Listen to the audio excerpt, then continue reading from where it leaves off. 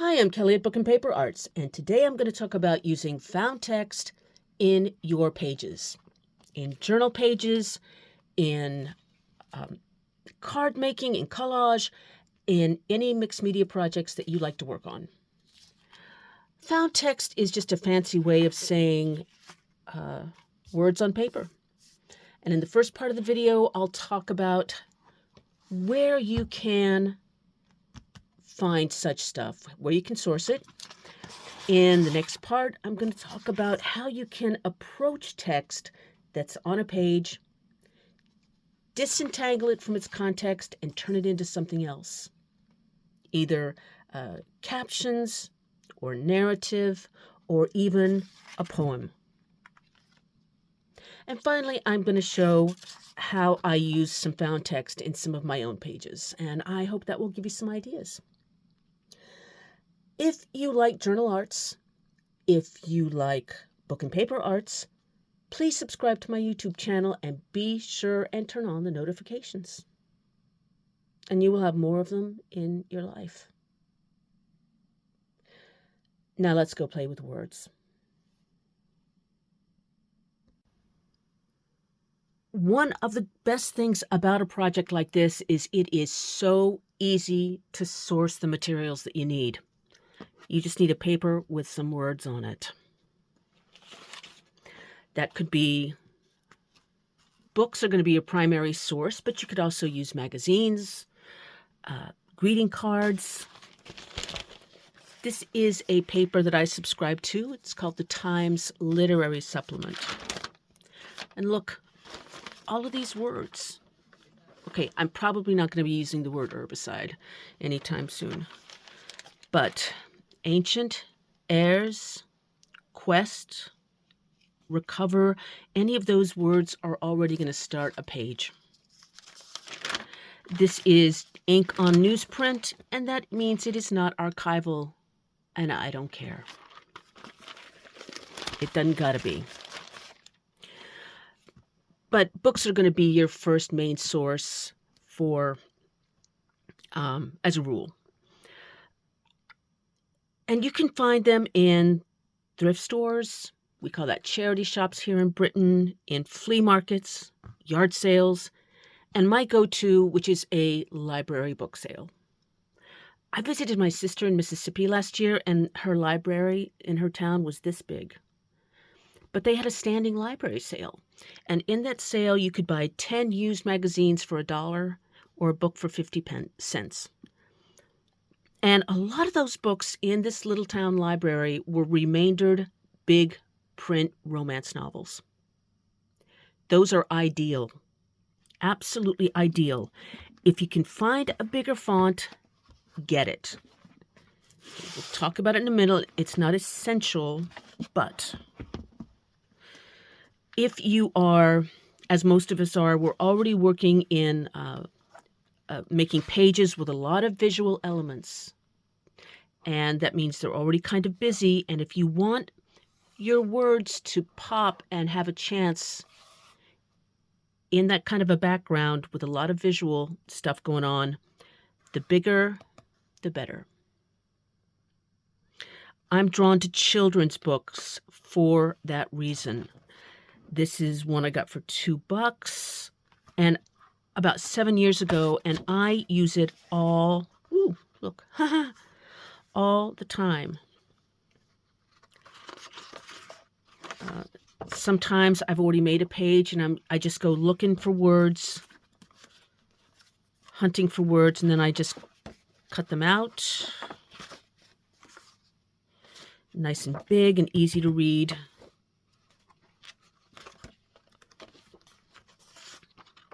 And like I said, this was about $2 7 years ago, and I use it all the time, and it will last longer than I will.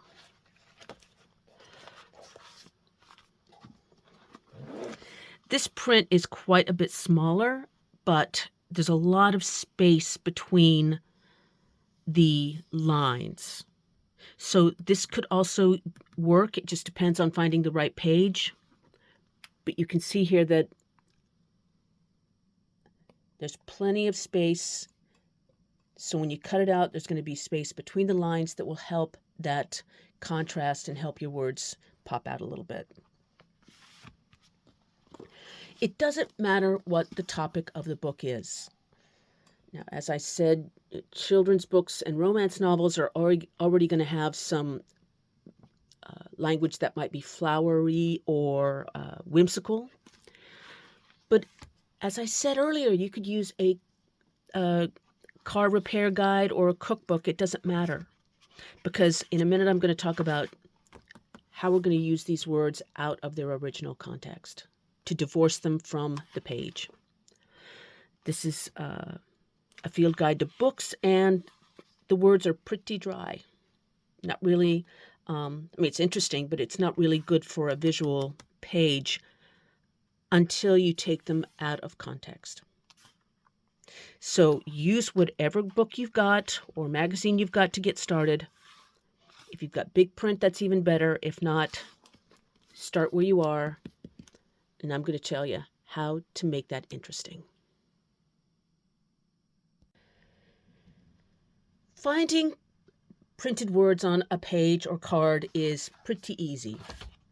The next part, how to use them, it's not hard, but it's a little bit of a challenge, because you have to train yourself to do something that's very much not intuitive. Most of us, when we were 6 or 7, learned to read by sounding out the words and then combining them with other words to make sense, to give us information or tell a story. You could sound out see, spot, run, but that's not reading. It's only when you put the words together, see, spot, run, yeah, look at him go, that you have a story and words make sense. Well, you're going to have to, for this project, you're going to have to unlearn that. Teach yourself to see the words out of context, not making sense. You want to divorce them from other words and the story. And believe me, it does. When you first try it, it's a little bit, you got to get going. It's a little cranky, but you can get going. You can train yourself and practice. Look at this, The Ghost of St. Mary's. This could be a good story, but believe me, it's not. It's very poorly written. It doesn't matter. No, indeed. We shall be absolutely wild with you if you go and funk it now, chimed in Meg. Of course we shan't funk it, declared Jim. So long, then. We shall see you tonight. And nothing else. Okay. Yikes. It doesn't matter. Because look, if I'm compiling, sometimes I'm looking for words that go with a page I already have. And I'm going to talk more about that in a minute. But sometimes I'm just compiling a library of words. And in that case, no, indeed, is a phrase that I would like to have in my library. We should all have that in our vocabulary and library. Okay, look at this. Look at this. We shall be absolutely wild with you. Okay. We shall be, that could be a phrase in a page.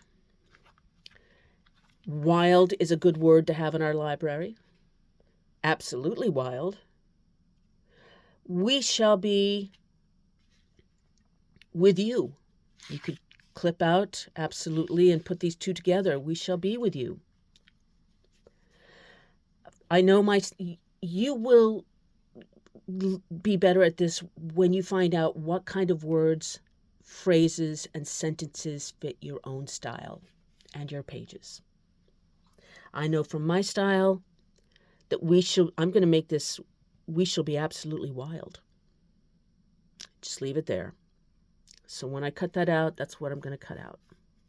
We shall be absolutely wild. And then I'm going to save, if you go for my library,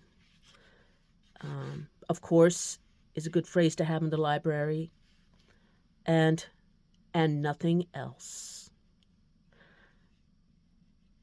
Don't take this with a story, just see the words and nothing else. And you can see that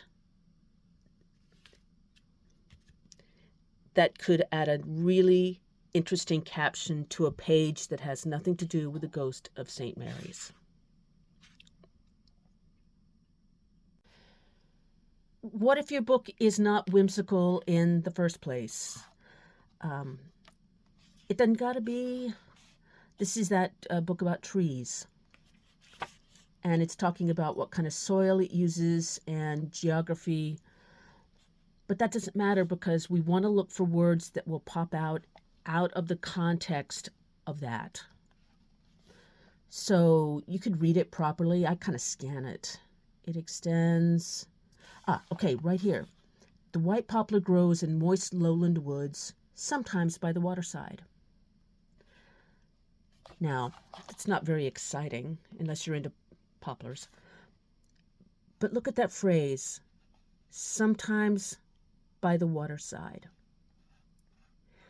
I'm going to cut that out, and that will make a very poignant or evocative caption, or maybe part of a found poem. Flowers appear. Well, that would be good to have in the library. It requires abundant light. Well, forget the it requires. How about just the two words, abundant light? Yeah, if you cut this out and this out, you could start a caption that says abundant light, sometimes by the waterside. And now you're telling a story.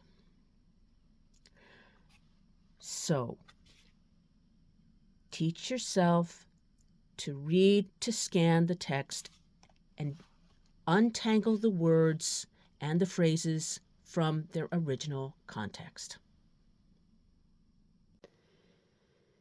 There are different ways to approach this.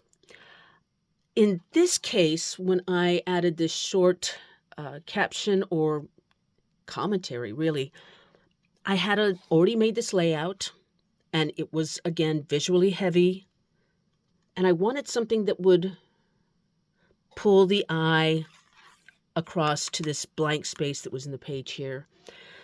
So I actually just took some of my big print books and started and then cut out phrases on the go. That's not what I normally do, however. Normally, and the way that I recommend that you try this, at least at the beginning, is get a book or a magazine and pull up a cup of tea and treat yourself to just reading it. And again, you're going to have to start by reading without the context of the story or the information. When you do this at first, you will probably have to do it very deliberately. Again, we're so conditioned to make context. But just treat yourself to reading it, maybe read it out loud. And try to separate words and fragments of phrases from other fragments of phrases. And that's what I do, and then I cut them out. And I know what kind of fragments of phrases and words are going to speak to the style of pages that I make. Some of these are phrases. Some are individual words. Branches and moss, that'll come in handy somewhere. Weighted. I like that word, weighted. And it could, go with so many. Would like to have waited. Weighted, not so heartless as. Waited, they knew she would come. So there's words that I know feel like me, like my style. Had the and, you're always going to use and. I like the word heard. Not exactly envious. I don't know. So I don't know. I just just clip them out. Underline it and go back and clip them out, and then put them in a folder or an envelope and try not to lose it. Let's look at how that can work. These are some of those phrases that we just looked at in that bad children's story, The Ghost of St. Mary's, and that book, Field Guide to Trees. These are just the phrases that when they were in the stories or in the field guide were not particularly, but they are now. Sometimes by the waterside, we shall be absolutely wild, and nothing else. No, indeed. Although they would not have admitted it, the moon gave plenty of light, abundant light. And these are two different books. So if you start taking out phrases that speak to you, that speak to you, you're going to find that you will be able to put them together to make the captions, to make that narrative, to make your page. Now let's look at this in action. This is an old altered book layout. And if I wanted to add some text, a little more interest, let's see what I could do here. I've got a nice big stash of different kinds of words. I did not cut these words out to suit this page, but they can do. Let's see. The moon gave plenty of light. Now this has turned this page from one layout to just that one sentence is making this into a kind of a story, or again, a narrative. Let's see. But over here.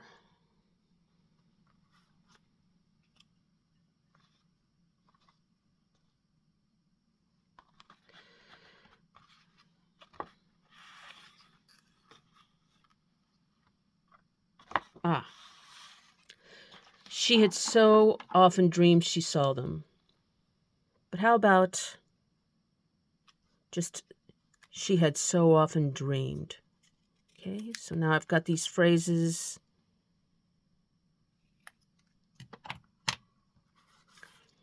She had so often,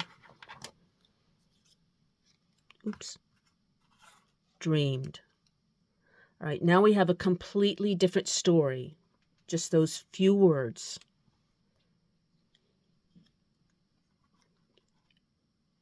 And we can put that back in, but now it's out of context. Instead of saying she had so often dreamed she saw them, she had so often dreamed she saw them. Maybe it would go over here.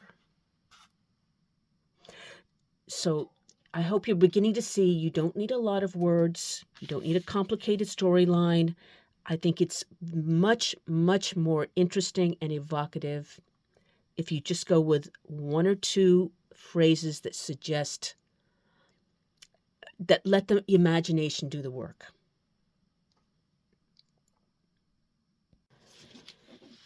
Here's another layout. This is in my art journal, and I made it a while back. If you've seen my art journal process pages, you know that I'm never finished with them. I come back to them over and over and add stuff. So if I wanted to add some more words over here, let's see.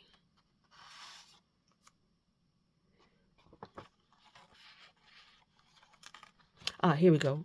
I like this. As it seemed to them, not exactly envious.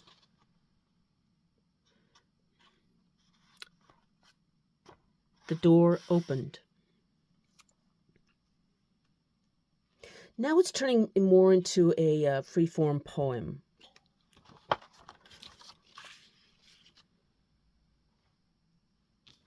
Look at this. Now it's turning into a story. Okay, they could be the birds. They could be the ghosts that live in these cathedral. I don't know. I don't have to know. You don't have to know. It's a story. It's letting the imagination do the work. So start looking in your magazines and pages, book pages, and you can start making a library of your own. And then for the fun of it, put the whole thing out and look at some of your pages in your journals, your art journals, your junk journals, cards, and look for places where you can add some words.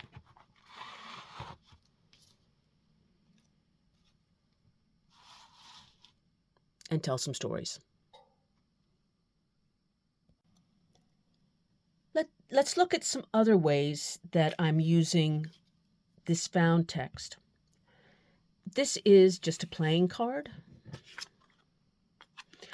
And I took some gesso and just I didn't cover it completely. I just obscured some of the symbols so that when I add words, they will, you'll be able to see them. Still more dreamed. Again, I just picked these out of my library of phrases. The other waited. Still more dreamed. I'm sure the other waited. See, I told you waited is a good word. Now I can glue those down and use this as a tag in an element in another page or a tag in a pocket. This is an altered Altoid tin, and I haven't finished it. Let's see. But let's just say I was going to finish it. Okay, so I've got this small image. And then, okay, so that could be glued in there. And then, again, just a few words. I shall live. Ooh. And nothing else. Okay, again, I could put that down there, and now I've got a very interesting little diorama. Ooh, okay, so that tells one story. It might even be devotional or sacred. Or we can change the context. I shall live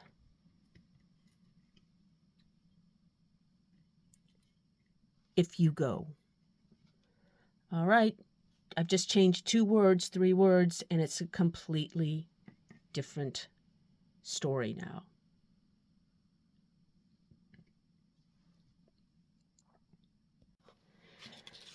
Now, when you're making your library, your stash, you're going to have a lot of phrases that maybe they speak to you, but you're not sure where they go, how they're going to come together. Let's look a little bit more at the idea of how your words can be affected by an image or work with it or stuff. These are 3 different pictures. There's a formidable older lady, 2 children, and a beautiful woman. Let's look at how using the same words changes the story in each one of these.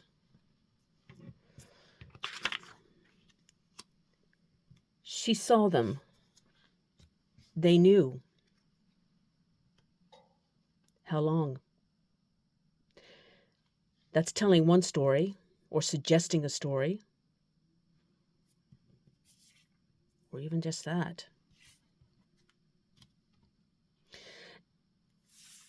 Now, let's take the same words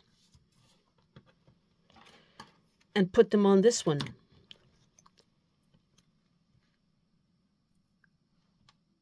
She saw them. They knew. Well, you have just got a completely different story with the same 5 words. Let's look at this grande dame here. She saw them. They knew. Ooh.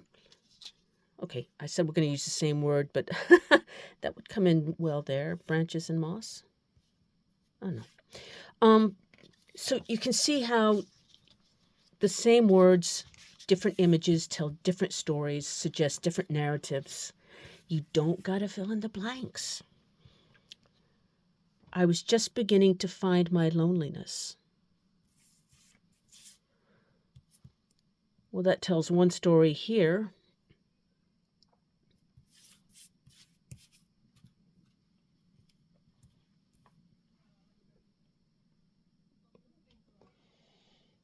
Different one here. And then a completely different narrative here. Let's look at one more. So many thrilling explanations. Let's see. Let's go back over here. All right, that makes me laugh. Because of her deadpan expression. So many thrilling explanations. Say that in a Maggie Smith voice. I can't do that. Now you've got 2 young kids. Kind of got some Hardy Boys going on there. And here is another story. So play around with your images, your pages, your layouts, with your quirky phrases that speak to you. You don't know why. Here's another page. This is from a coffee table book. It's St. Francis preaching to the birds. And again, I've just moved the stuff around completely different ways. Sometimes by the waterside, unbelievably happy.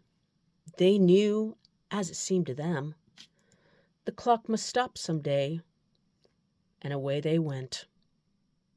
Not very far, though. I was going to make this into a collage. Let's see, I might add, I cut him out yesterday. And then he could be pondering, now you've got this sort of surrealistic poem, but then you got this guy giving it the side eye. And you've just changed the meaning of the words and the images again. Oh, here's another one, Madonna and Child. She was dreaming still, so many thrilling explanations. I don't know. So you can see that just by adding these small snippets out of context, you can make stories and narratives. A few weeks ago, I made this tiny journal out of scraps. And if you'd like to see how that got made, if you missed it, I'll put a link to the video where I made and filled up these pages in the text box below this video. But let's look what happens when we add some found text to, I don't know, just these little baby pages.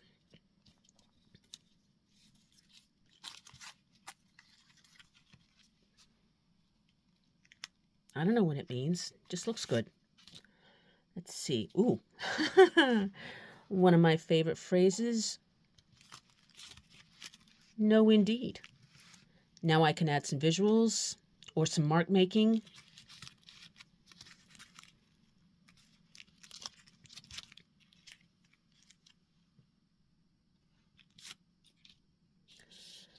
Let's see. Oh, here's a good one. Few people come this way. Okay. Now these are small pages, so I'll just do some editing there. Few people come this way. Blurg. Okay, so you have a page, even without a visual. So you can use these with your little scraps.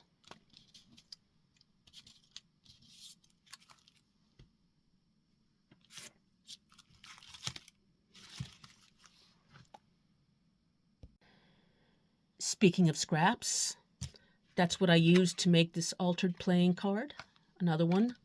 I gave it a background with some marbled paper, but you could use any kind of a decorative background. And then these little guys were in a nature guide.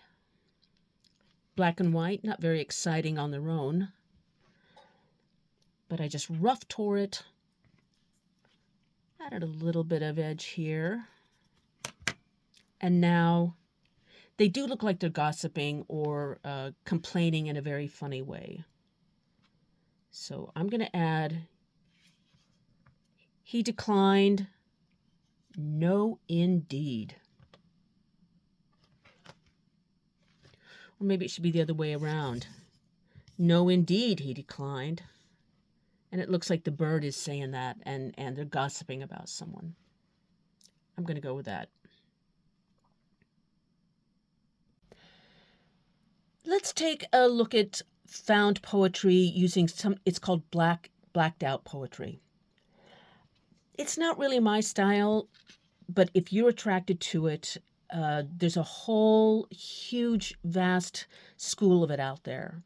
And if you go to a search engine or Pinterest and you put in blacked out poetry or found poetry, you're going to find a lot of inspiration. I just pulled this together for this video, so it's a little it's a little bit rough. It's a page from that field guide to trees, so the language is a little dry. But I did the same thing I did when I made this stash. I sat down and gave myself the luxury of reading it and separating the words from the context of the tree stuff. And then I blocked it off. And what I did to black out the other text was I used some gesso with a little bit of ink added to it. So it had a tree color tint, but you could use watercolor, ink, acrylic paint. You could use a ballpoint pen or a Sharpie, whatever you want to obscure the other text so that your found phrases stand out. Mine says, much like the common, unlike the common, it requires plenty of light to thrive, unlike those freshly shed. Similar, the same. So I blacked out the rest of the text with some gesso. Then I went round the words and highlighted them with this pencil, and I just added a few little mark-making flowery things.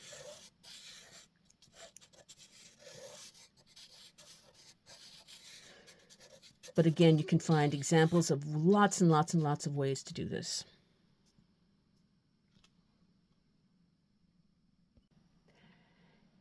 That's it. Now let's look at some pages that I made with some of the found text that we looked at today. This again is in my art journal. If you like this layout, I have a process video here on YouTube showing how it got made layer by layer by layer. And I will link to that video in the text box below this one, so you can go check that out. I already liked this a lot, but by adding the text, it's gone from being pretty and static to having a story. The door opened, the moon gave plenty of light. We shall be absolutely wild. So it already had this celestial moon here. Then She has a halo made of flowers, which is also rather moon-like. And I can't imagine a better place to be absolutely wild than in a sky full of butterflies. But she also has that inscrutable look that makes you wonder. And that's what happened with this. Now it has a narrative or a question. There's this, the two playing cards, the altered playing cards. Those will now look really cute in pockets. Or you could even, you know what? You could put this in a, yeah, you could glue this into another art journal, mini art journal. Still more dreamed. I'm sure the other waited.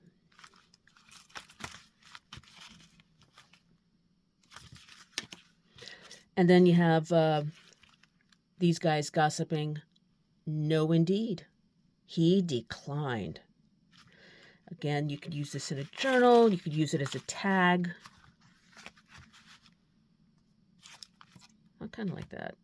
Use that in a tag in a pocket. There's the blocked out poetry. Blacked out poetry. Blocked out. And then these two collages that I made that I can now incorporate into a journal page. Although they would not have admitted it, flowers appear with you. I grieved then that I could not grieve. I don't know what that means. One of the things that's really fun when you put these together is how something that will speak to you can become sort of surrealistic in a good way. You know how I like my mystery. And then finally finish that one. Instead of so many thrilling, not so heartless, not exactly envious surprises, away they went. Not very far, though.